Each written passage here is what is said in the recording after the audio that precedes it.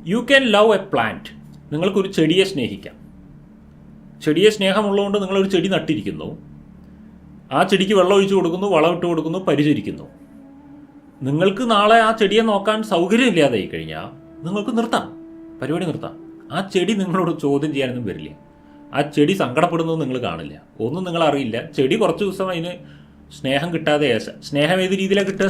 ചെടിക്ക് വെറും വെള്ളം വളമൊക്കെ ഇട്ട് കൊടുക്കുക, പരിചരിക്കുക എന്നുള്ളത് മാത്രമാണ് ചെടിയോടുള്ള സ്നേഹം, അത്രയേ ഉള്ളൂ. ആ സ്നേഹം നിങ്ങളിൽ നിന്ന് കിട്ടാതെ ആയി കഴിഞ്ഞാൽ ചെടിയുടെ കയ്യിലുള്ള ഒരേ ഒരു ഓപ്ഷൻ വാടി പോവുക എന്നുള്ളതാണ്. അത് ചെയ്തോളൂ. നിങ്ങൾക്ക് തീരെ റെസ്പോൺസിബിലിറ്റി കാണിക്കാതെ ഇരുന്നാലും അവിടെ ഒന്നും സംഭവിക്കാൻ പോകുന്നില്ല. നിങ്ങളുടെ ചെടി വാടിപ്പോകുന്നല്ലാതെ ചെടി കംപ്ലൈൻറ്റ് ചെയ്യാൻ പോകുന്നില്ല, കരയാൻ പോകുന്നില്ല, പ്രശ്നം ഉണ്ടാക്കാൻ പോകുന്നില്ല. You can easily love A plant. ഒരു ചെടിയെ സ്നേഹിക്കുക എന്നുള്ളത് വളരെ എളുപ്പമാണ്. അതുകൊണ്ടാണ് ഞാൻ ചെടീനെയൊക്കെ സ്നേഹിക്കുമെന്ന് പറയുന്നത് കേട്ടോ. കാരണം ബേസിക് ലവ് പഠിക്കൂ, അതാണ് ഞാൻ ഉദ്ദേശിക്കുന്നത്. കാരണം ഉത്തരവാദിത്തം ഇല്ലാതെ സ്നേഹിക്കാൻ പറ്റും. ഉത്തരവാദിത്തം ഇല്ലാതെ പറഞ്ഞാൽ നിങ്ങൾ ഉത്തരവാദിത്തം കാണിച്ചില്ലെങ്കിൽ നിങ്ങൾക്ക് മാത്രം നഷ്ടം ഉണ്ടാവുക. ആ ചെടി നശിക്കുന്നതുകൊണ്ട് നിങ്ങളുടെ പേരിൽ ആരും കേസ് എടുക്കാനൊന്നും വരുന്നില്ല, കംപ്ലൈൻ്റ് ഒന്നും വരുന്നില്ല. അവിടെ ഉത്തരവാദിത്തം കുറവാണ്.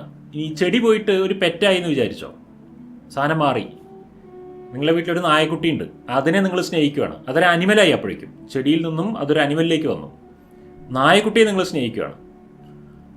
അപ്പോഴേക്കും നിങ്ങളുടെ റെസ്പോൺസിബിലിറ്റി കൂടി. കാരണം അതിന് മൊബിലിറ്റി ഉണ്ട്. അതവിടെ മുറ്റത്ത് നിന്നോളില്ല ചെടിയെ പോലെ, അത് അകത്തേക്കൊക്കെ വരും, നിങ്ങളെ ബുദ്ധിമുട്ടിപ്പിച്ചുകൊണ്ടിരിക്കും, അത് കാഷ്ടിക്കും, മൂത്രമൊഴിക്കും.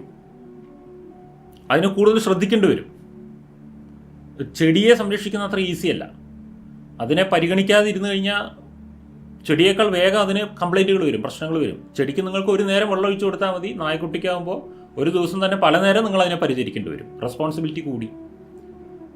നിങ്ങളുടെ ചെടിക്ക് നിങ്ങളൊരു 4 ദിവസം വീട്ടിൽ നിന്ന് വിട്ടു പോവുകയാണെന്നുണ്ടെങ്കിൽ അതിന് വെള്ളമൊഴിക്കാൻ ആരെങ്കിലും ഏൽപ്പിക്കുക വല്ലതും ചെയ്തിട്ടൊക്കെ നിങ്ങൾക്ക് പോകാൻ പറ്റും, അഡ്ജസ്റ്റ് ചെയ്യാൻ പറ്റും. ഇനി 4 ദിവസമൊക്കെ കഴിഞ്ഞാൽ അത് വാടൊന്നും ഇല്ലായിരിക്കും, കുറച്ച് കൂടുതൽ വെള്ളം ഒഴിച്ച് കൊടുത്തിട്ട് പോയാൽ. പക്ഷേ നിങ്ങളുടെ നായക്കുട്ടി ഒരെണ്ണം വീട്ടിലുണ്ടെങ്കിൽ നിങ്ങൾക്ക് അങ്ങനെ 4 ദിവസം അടച്ചിട്ട് പോകാൻ ഭയങ്കര ബുദ്ധിമുട്ട് വരും. നിങ്ങളുടെ റെസ്പോൺസിബിലിറ്റി കൂടി. നിങ്ങൾ കുറച്ചുകൂടെ സ്വാതന്ത്ര്യം കുറഞ്ഞവരായി മാറും വീട്ടിലൊരു പെറ്റുണ്ടെങ്കിൽ. ഒരു ചെടിയെ സ്നേഹിക്കുമ്പോൾ നിങ്ങളുടെ സ്വാതന്ത്ര്യം അത്ര തന്നെ പോകുന്നില്ല. പക്ഷെ ഒരു നായക്കുട്ടിയെ സ്നേഹമുള്ളത് കൊണ്ട് നിങ്ങളുടെ സ്വാതന്ത്ര്യം കുറച്ച് കുറഞ്ഞു. ചില വീടുകളിലൊക്കെ വിരുന്ന് വന്ന ആളുകൾ വേഗം തിരിച്ചെത്തണം, നായ പട്ടിണിയാണെന്ന് പറഞ്ഞിട്ട് പോകുന്നത് കണ്ടിട്ടുണ്ട്. അപ്പോൾ അവരുടെ ഉത്തരവാദിത്വം കൂടി. സ്വന്തം സ്വാതന്ത്ര്യം അല്ലെങ്കിൽ സ്വന്തം സ്വാതന്ത്ര്യം, സ്വന്തം ഇഷ്ടത്തിനുള്ള ജീവിതം കുറഞ്ഞു നായയെ സ്നേഹിക്കുന്നതുകൊണ്ട്. നായയും പൂച്ചേനെയൊക്കെ സ്നേഹിച്ചു. അടുത്ത സ്നേഹമാണ് മനുഷ്യരോടുള്ള സ്നേഹം. അത് വീണ്ടും കോംപ്ലിക്കേറ്റഡ് ആവും. കാരണം എന്താ, ഈ നായക്കുട്ടി പിന്നെയും പിടിച്ച് കെട്ടിയിടുകയൊക്കെ ചെയ്യാം, നമുക്ക് ബുദ്ധിമുട്ടിപ്പിക്കുക, അതൊന്ന് കരയും, അതൊക്കെ സഹിക്കണം എന്നേ ഉള്ളൂ. പക്ഷെ മനുഷ്യനാകുമ്പോൾ അങ്ങനെയല്ല. മനുഷ്യൻ ചോദിച്ചു വാങ്ങിക്കും. നമ്മളെപ്പോലെ ചിന്തിക്കാനുള്ള കഴിവ് മനുഷ്യനും ഉള്ളതുകൊണ്ട്,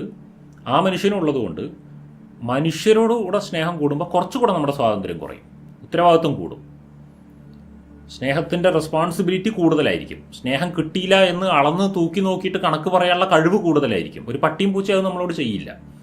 അപ്പോൾ മനുഷ്യൻ സ്നേഹത്തിന് കൂടുതൽ മെഷർമെൻറ്റുകൾ വെച്ചിട്ട് ജീവിക്കുന്ന ഒരു ജീവി ആയതുകൊണ്ട് അവിടെ സ്നേഹത്തിൻ്റെ കൊടുക്കൽ വാങ്ങലിൽ കുറച്ചുകൂടെ കോംപ്ലിക്കേഷൻസ് ഉണ്ട്. അതാണ് മനുഷ്യരുമായിട്ടുള്ള സ്നേഹത്തിൻ്റെ പ്രത്യേകത. അതുകൊണ്ട് ഏറ്റവും കൂടുതൽ റിസ്ക് മനുഷ്യനെ സ്നേഹിക്കാനാണ്. ഇനി അതിലും വലിയൊരു സ്നേഹമുണ്ട്, ഈ ദേശസ്നേഹം, ദൈവസ്നേഹം എന്നൊക്കെ പറയുന്നത്. ദൈവത്തെ സ്നേഹിക്കുന്ന ആൾക്കാരൊക്കെ അവിടെ കോംപ്ലിക്കേഷൻസ് ഇല്ല, വീണ്ടും കോംപ്ലിക്കേഷൻസ് കുറയും. ദൈവത്തെ സ്നേഹിക്കുകയാണ് നിങ്ങൾ, എന്നും ദൈവത്തിന് മുന്നിൽ പ്രാർത്ഥിക്കുന്നുണ്ട്, പാലും പഴക്കം വെച്ച് കൊടുക്കുന്നുണ്ട്, അല്ലെങ്കിൽ ദൈവത്തിന് മുന്നിൽ നമസ്കരിക്കുന്നുണ്ട്, ഓതുന്നുണ്ട്. 4 ദിവസം നിങ്ങളത് ചെയ്തില്ല, ദൈവം ഒന്നും ചോദ്യം ചെയ്യില്ല. എന്താ ചെയ്യാഞ്ഞ് ഇത് ചോദിക്കില്ല. അതാണ് നിങ്ങൾ അതിൻ്റെ ഒരു വേറെ ലെവലിലേക്ക് കൊണ്ടുപോകുമ്പോൾ അത് പിന്നെ കോംപ്ലിക്കേഷൻ ഇല്ല.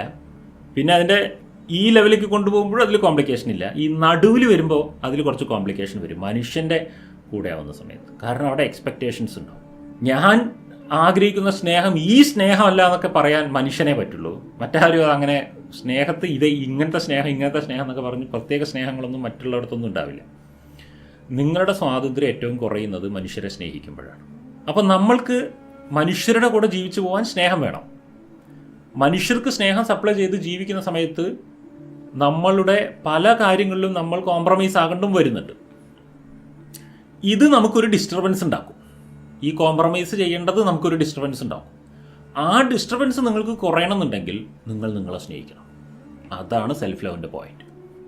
നമ്മൾ മറ്റുള്ള മനുഷ്യരെ സ്നേഹിച്ച് ജീവിക്കുമ്പോൾ നമ്മൾ ഏറ്റെടുക്കേണ്ടി വരുന്ന റെസ്പോൺസിബിലിറ്റീസിനോട് നമ്മൾക്കൊരു താതാത്മ്യം ഉണ്ടാകുവാൻ വേണ്ടി നമ്മൾ നമ്മളെ സ്നേഹിക്കണം. നമ്മളെ ഇമ്പ്രൂവ് ചെയ്യേണ്ടത് അനിവാര്യമാണ്. ഒരു ഫാമിലി മാൻ, ആ ഫാമിലി മാന് തൻ്റെ ഭാര്യയോടും കുട്ടികളോടൊക്കെ സ്നേഹമുണ്ട് എന്ന് വെച്ച് സ്നേഹം കൊണ്ട് അവിടെ ഇരുന്നാൽ പറ്റില്ലല്ലോ. അവർക്ക് കഴിക്കാനുള്ള ഉണ്ടാക്കി കൊടുക്കണം, അവരുടെ ജീവിതം സെക്യൂർ ആക്കണം. അപ്പോൾ റെസ്പോൺസിബിലിറ്റി വരുന്നുണ്ട്. അപ്പോൾ റെസ്പോൺസിബിലിറ്റി ഉണ്ട്, പക്ഷെ മടിയാണ്, ജോലിക്ക് പോകാൻ വയ്യ. അപ്പോൾ മടിയാണെങ്കിലും പോകേണ്ടി വരും. അപ്പോൾ തന്നെ മടിയനാക്കാതെ നല്ല ഊർജ്ജസ്വലനാക്കി മാറ്റുക എന്നുള്ളത് ഒരു സെൽഫ് ലവ് ആണ്. മനസ്സിലാവുന്നുണ്ട്? തന്നെ എനർജറ്റിക് ആക്കുക എന്നുള്ളത് ഒരു സെൽഫ് ലവ് ആണ്. കാരണം ആ സെൽഫ് ലവ് ഇല്ലെങ്കിൽ നമുക്ക് മറ്റാരെയും സ്നേഹിക്കാൻ പറ്റില്ല. ഞാൻ എപ്പോഴും പറയില്ലേ, നിങ്ങളെ സ്നേഹിക്കും, എന്നാലേ നിങ്ങൾക്ക് മറ്റുള്ളവരെ സ്നേഹിക്കാനുള്ള അടിസ്ഥാന യോഗ്യതയുള്ളൂ എന്ന് പറയാറില്ലേ. അതിൻ്റെ അർത്ഥം ഇതാണ്. നിങ്ങളെ സ്നേഹിക്കുക എന്ന് പറഞ്ഞാൽ എന്താണ് അതിൻ്റെ അർത്ഥം, അത് മനസ്സിലാക്കുക.